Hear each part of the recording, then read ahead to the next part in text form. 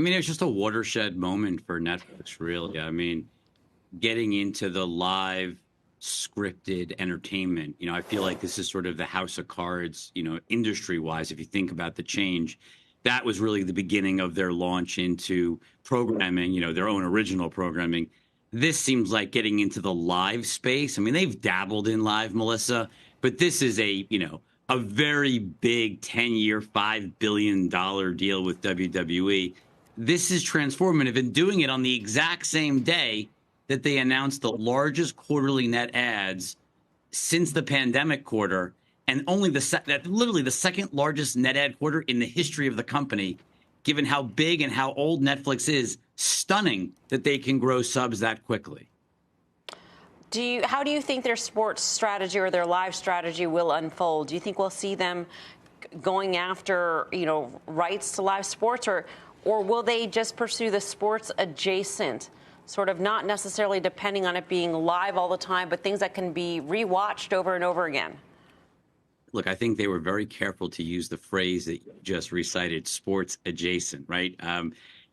Live entertainment is not sports, right? I mean, WWE is scripted programming. Every episode, it's been on NBC and the NBCU family of networks, where SmackDown's going to reside after the transition from Raw, but it's scripted. Netflix loves scripted programming. This is just live scripted. Now, I wouldn't be naive enough to believe that there isn't a future in sports. They've been testing with things like tennis and golf, their own sort of created events. Do I think long term, meaning over the next 10 plus years, could I see Netflix getting into the sports arena in a bigger way? Sure. But I think they were very careful. This is not about sports. This is about getting into or expanding from scripted into live scripted. And that's as far as they're going. Do I think we'll be talking about in 5 to 10 years moving into sports, like true live sports? I'm sure. But that is not what's happening. And I would be surprised to see them move too quickly into sports. I think crawl, walk, run, they're on that process and on that, continuation of growing into it.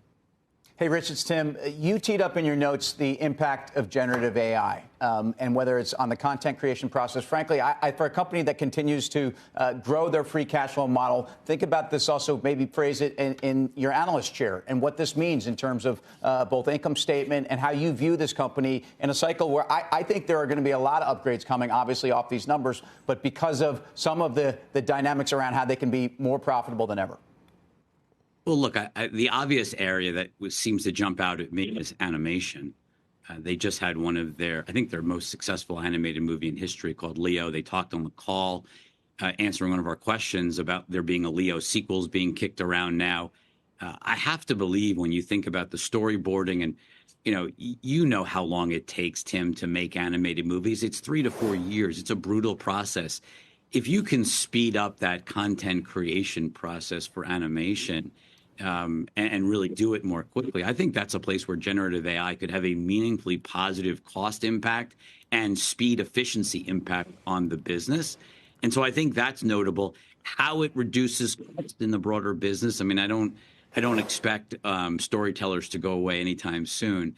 But I am curious that they didn't really, talk to generative AI, but I think it'll be interesting how generative AI impacts them beyond animation. I think that's the obvious starting point.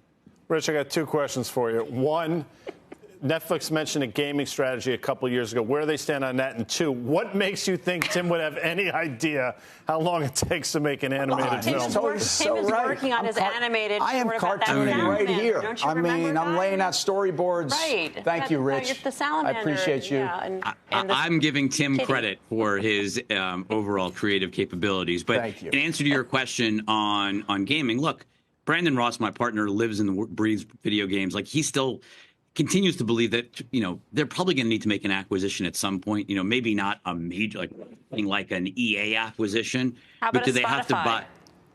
Well, that's well beyond gaming. I mean, look, Ted Sarandos, co-CEO of Netflix, sits on the Spotify board. I'd be surprised. Music is so different. And music, think about what Daniel Ek's doing. He's trying to own all of audio. I think very similar, Netflix is trying to own all of video. And yes, all of video, ultimately, Melissa, is your question of sports. I don't think they're there yet. I think they have to grow and get bigger. And the advertising business has to be much bigger to justify sports. That is the piece that is growing rapidly. And there's a major event happening in the next few days that your viewers should be paying attention to. T-Mobile, everyone who's on the T-Mobile Netflix on Us is going to convert to the ad plan. So there's going to be a huge surge in advertising subscribers. Netflix talked about they may not even be able to fill that demand immediately, inventory, because it's going to take time. But that's going to be a very big tailwind for the Netflix ad business as you move through Q1.